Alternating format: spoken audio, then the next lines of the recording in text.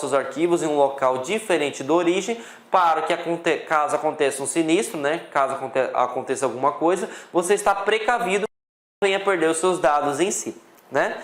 E aí, restauração significa o quê? Você fez alguma coisa com o seu sistema operacional, né?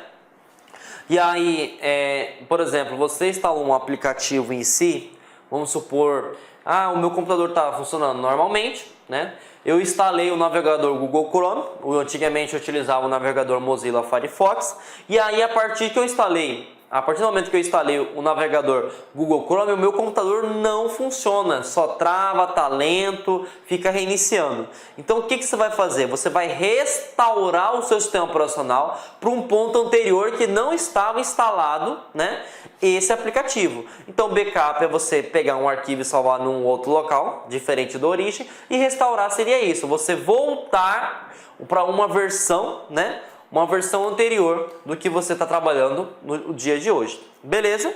E aí a gente vai começar a explicar o conceito de restauração que cai em concurso público, tá? Bom, backup é tranquilo, né? Que eu já salientei. Você vai pegar um arquivo em si, um aplicativo em si e vai passar para um outro local, né? Agora a restauração tem uns detalhes que eles estão cobrando muito em concurso público. Eu falei que a restauração você vai pegar o seu sistema, né? E vai voltar para um tópico anterior, né? O Windows, ele é um sistema inteligente, né? E aí ele tem algo chamado de ponto de restauração. Professor João Kleber, o que seria esse ponto de restauração? Ponto de restauração são dias que ele vai, por exemplo, você instalou um aplicativo aqui ou alterou um aplicativo, ele cria um ponto de restauração. Por exemplo, 1/1/2017. Aqui eu fiz uma alteração de um outro aplicativo no dia 3, né? Aqui eu fiz uma alteração no dia 4, por exemplo.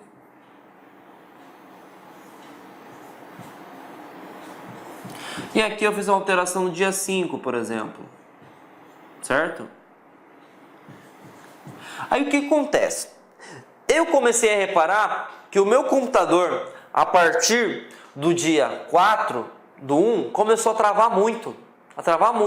E nesse dia 4 eu instalei um aplicativo, por exemplo, vamos supor que eu instalei o CorelDRAW aqui, né? Para quem não sabe o que é um CorelDRAW, é um aplicativo de edição de imagens, né? E aí começou a travar meu computador, não funciona mais nada, né? E aí o que acontece? Poxa vida, se só for eu instalar, né, o aplicativo CorelDRAW, o que eu vou fazer?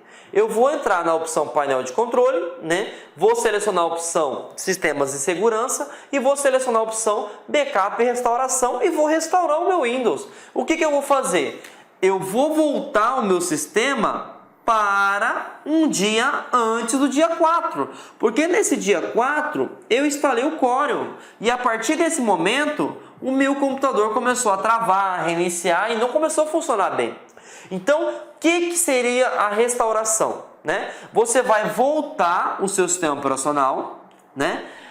Os sistemas que estavam instalados anteriormente. E aí cai em prova de concurso público. Quando você faz a restauração, você simplesmente altera as configurações de sistemas e configuração do Windows. Tá? Opa, está assinando o português aqui, professor. E você não altera, você não mexe com arquivos.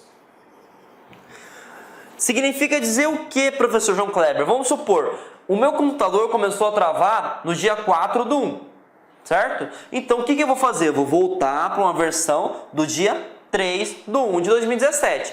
Só que no dia 4 e no dia 5 eu criei vários arquivos, sei lá, vamos supor, vamos pegar nossa aula 6 da LAC, certo? E aí, quando eu for fazer essa restauração, galera, a aula 6 da LAC, que eu criei no dia 5/1 de 2017, ela não vai ser alterada, ela não vai ser perdida. Por quê? Porque a restauração, ela só mexe com o sistema. Sistema o quê? O Core ou o sistema do próprio Windows e as configurações que eu realizei. Então, os arquivos pessoais que foram criados, alterados na data posterior ao dia que eu voltei à restauração, não vão ser mexidos, não vão ser alterados. Então é interessante a restauração, uma funcionalidade muito interessante do Windows, porque você permite alterar o sistema, você permite voltar ao passado e não perde os arquivos em si. Né? Então é interessante, muito interessante. Beleza? Então entendemos o conceito de restauração, né? E aí nada melhor do que a gente entender o conceito respondendo questões, né? Vamos responder a essa questão que aconteceu na Câmara de Santa Maria, né? No município, no estado do Rio de Janeiro, no ano de 2016, para o cargo de procurador jurídico, né? E aí a banca realizadora foi o IBED, e ele pergunta o seguinte: o sistema operacional Windows 7 dispõe de vários recursos e diferentes ferramentas que auxiliam os usuários na administração do seu sistema operacional, né? E aí ele fala o seguinte: dentre delas pode-se destacar a restauração do sistema, que permite... Vamos analisar, restaurar o sistema a um ponto anterior no tempo, muito bem, está correta, sem afetar os arquivos pessoais, né? E aí a gente, na primeira alternativa, né, podemos dizer que é sorte, né? Só que não adianta ter sorte se você não tem o conhecimento do que seria a restauração do sistema. E aí, essa resposta aqui, eu nem preciso ver o restante, porque ela está correta, né? Mas vamos analisar, né, o que as outras alternativas pedem. Realiza uma cópia de segurança dos arquivos. Nós vimos que quem realiza a cópia de segurança dos arquivos do sistema é o backup, não é restauração do sistema. Restaura o endereço IP do computador, nada a ver, né? Endereço IP, para quem não conhece, é uma identificação do seu computador, né? Recupera o disco atual e corrige as outras unidades de disco presentes no computador. Nada a ver também, galera, tá? Recupera arquivos pessoais que foram eventualmente excluídos ou danificados. Nada a ver. Por quê?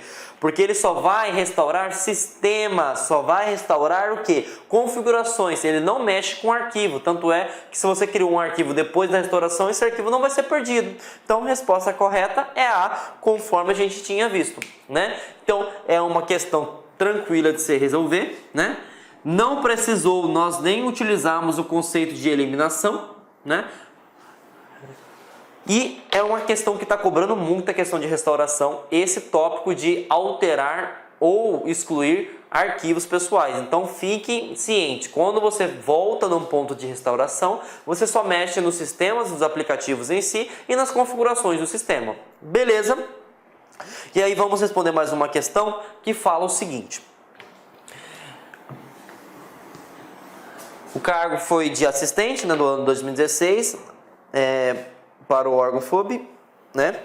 E a banca realizadora foi a CESP. Ela pergunta o seguinte, galera: a restauração do sistema Windows é uma opção para a formatação completa e irreversível do disco rígido do computador. Nem preciso ler o resto. Por quê? Ele falou aqui que para a formatação completa e irreversível do disco rígido de computador.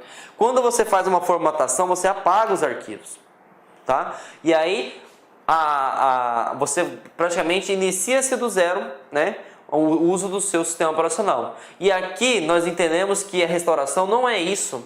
Você não vai começar do zero porque você não afeta nenhum arquivo pessoal. Simplesmente você volta um dia anterior e você vai alterar as configurações do sistema ou você vai alterar as configurações de aplicativos instalados. Então essa opção aqui, ela é o quê? Falsa, né? Nem preciso ler a segunda oração, que fala o seguinte: nesse caso é necessária a seguida uma nova instalação do sistema operacional. Nada a ver com a paçoca, né? Beleza? Então vamos para mais uma questão, né, da CESP para o cargo de assistente para o mesmo órgão, e ele pergunta o seguinte, ó, para você ver como é que tá caindo bastante questão no mesmo concurso, caiu 2 questões sobre restauração, né? Então, vamos lá. Uma desvantagem da opção de restauração do sistema do Windows 7 é que ele afeta os arquivos pessoais. Pessoal, mesma coisa, eu nem vou olhar o resto da pergunta. Por quê? Porque eu sei o conceito de restauração e restauração não afeta arquivos pessoais. Então essa resposta está o quê? Falsa. Tá? Mas vamos entender, ele fala exemplo de e-mail, documentos e fotos que tenham sido modificados ou criados entre o ponto de restauração e a data de operação. Nada a ver, restauração não afeta nenhum arquivo pessoal, independente se for imagem, independente se for e-mail, e ele só muda os sistemas dos aplicativos em si e as configurações do sistema ou desses aplicativos. Beleza? Entendemos? E aí agora a gente vai entrar nas ferramentas que não estão no painel de controle em si, tá? Como assim, professor João Kleber? São ferramentas que estão sendo muito cobradas em concursos, então por isso que eu trouxe para vocês. Naquelas outras opções citadas anteriormente, né? Para que você conseguisse utilizar essas opções, você teria que ir no menu iniciar, né? Clicar no botão iniciar, no menu iniciar, painel de controle, sistemas de segurança, né? Ou seguranças de sistemas, e aí você ia selecionar aquelas opções. Nós vamos passar 2 opções agora que está caindo muito em concurso público, que seria o gerenciador de tarefas e o desfragmentador de disco. Tá? Que seriam como ferramentas administrativas, como se fosse uma ferramenta intermediária para avançada, né? E aí eles estão cobrando isso e vocês precisam ficar atentos, né? Então vamos entender esse conceito. A primeira ferramenta que nós vamos aprender é o gerenciador de tarefas, tá? Nós vimos que o sistema operacional Windows ele trabalha com tarefa. Por exemplo, se eu abrir o Word é uma tarefa. Se eu abrir o navegador é uma tarefa. Se eu abrir, por exemplo, Windows Media Player é uma tarefa. Então toda ação computacional é uma tarefa. Tudo que você faz no sistema é uma tarefa. Então o que o gerenciador de tarefas faz? Ele gerencia as atividades. Né? E aí, por exemplo, como que eu faço para verificar, né, as minhas atividades, as minhas tarefas que estão sendo executadas, né? Como que eu faço? Existem várias formas, mas eu vou colocar as formas que mais caem em concurso público, beleza? E as formas que mais caem em concurso público são, os 2 primeiros utilizam o teclado, uma sequência de teclas, né? A primeira tecla é o Ctrl Shift ESC. Essa é a mais recomendada. Por que ela é mais recomendada? Anotem aí, porque ela é direta. Por que ela é direta? Uma vez que você dá o comando Ctrl Shift ESC, já vai ter automaticamente o gerenciador de tarefas na sua tela, tá? Então, se eu quero, por exemplo, abrir rapidamente o meu gerenciador de tarefas, eu tenho que dar esse comando, Ctrl Shift ESC. Ah, professor, eu tenho que decorar? Infelizmente sim, porque as bancas estão cada vez mais exigentes, tá? Bom, outra opção, essa opção aqui, ela demanda um pouco de tempo, né? Só que ela também é rápida. Você vai apertar o botão Ctrl Alt Del, vai te aparecer uma tela. Nessa tela você vai permitir desligar o computador, né? E vai aparecer uma opção também iniciar o gerenciador de tarefas, né? Então essa opção você vai ter que ter 2, né? Você vai ter que selecionar 2 ações para conseguir, né, abrir o gerenciador de tarefas. Primeira ação seria da sequência Ctrl Alt Del e depois você selecionaria a opção iniciar o gerenciador de tarefas, né? E por último tem a opção quando você trabalha com a interação do mouse, né? O que você faz? Você vai na barra de tarefa, todo mundo sabe que é essa barra horizontal, clica com o botão direito, né? Você vai clicar com o botão direito aqui e aí vai aparecer essa opção. Na hora que aparecer essa opção, você vai clicar com o mouse e iniciar o gerenciador de tarefas. Então, essas são as 3 opções que você consegue, né, abrir o gerenciador de tarefas no Windows, né? Ou você utiliza o Ctrl Shift S, que é o mais aconselhável, né? Ou você utiliza o Ctrl Alt Del mais iniciar o gerenciador de tarefas, que seria uma sequência mais intermediária, né? Seria 2 ações, ou você vai utilizar 3 ações. Clica com o botão direito, depois seleciona, vai na barra de tarefas, clica com o botão direito e depois vai abrir aqui, né? Então é critério de vocês. As três formas, né, eu consigo abrir o gerenciador de tarefas. Beleza? Então entendemos que o gerenciador de tarefas ele serve, né, para gerenciar as atividades que você está trabalhando. Lembrando que qualquer ação computacional, abrir um Word, abrir um Excel, abrir um PowerPoint, abrir um navegador, enfim, qualquer coisa que você faça no computador vai abrir uma tarefa e consequentemente ela vai constar no gerenciamento de tarefas. Agora, pergunta que cai em concurso público: o que eles cobram? Para que serve o gerenciador de tarefas, né? Que é essa telinha aqui, né? O gerenciador de tarefas ele serve para quê, galera? Por exemplo, quem nunca estava com vários aplicativos abertos e aí do nada o Word começou a travar e aí ele aparece lá na parte superior. O Word não está respondendo, ou o Excel não está respondendo, enfim. E aí, por exemplo, você quer fechar apenas aquele aplicativo, você não quer reiniciar a máquina. Ah, eu vou ter que fazer o que, professor? Você vai ter que abrir o gerenciador de tarefas. Por quê? Porque você vai selecionar, por exemplo, vamos supor que o PowerPoint não esteja funcionando. Você vai clicar nele com o mouse, vai ficar selecionado e você vai apertar essa opção aqui, ó. Finalizar tarefa. E aí, consequentemente, vai finalizar apenas o PowerPoint. Por exemplo, a opção aqui do navegador do Google Chrome vai estar funcionando. Por exemplo, aqui tem uma... Eu peço licença para vocês, pois interrompi os seus estudos, mas essa videoaula é uma videoaula demonstrativa para os alunos conhecerem melhor o nosso querido site aqui da LAC Concursos, o site especialista em carreiras bancárias. Papo reto com vocês, desde 2010 até a presente data, nós já tivemos a oportunidade de oferecer cursos EAD online para todos os concursos de carreiras bancárias do Brasil. Banco do Brasil, Caixa Econômica, BRB, Banrisul, Banestes, Banpará, Banco do Nordeste e entre outros. E nós já tivemos milhares de alunos aprovados ao longo desse período estudando conosco aqui na LAC Concursos. E claro, nós estamos fazendo um curso fantástico, você pode ter certeza, olhando olho no olho, aqui você vai ter o melhor custo-benefício do mercado. Tá? Um curso super atualizado, ponto a ponto do edital, pode acreditar, didática maravilhosa, que não é conversa de vendedor, que você vai gostar. Investimento, olha só, para arrebentar com a concorrência, 10 parcelinhas de R$25 é esse investimento que no primeiro mês de salário você paga não sei quantas vezes esse curso. Você vai gostar da nossa metodologia. Tudo bem?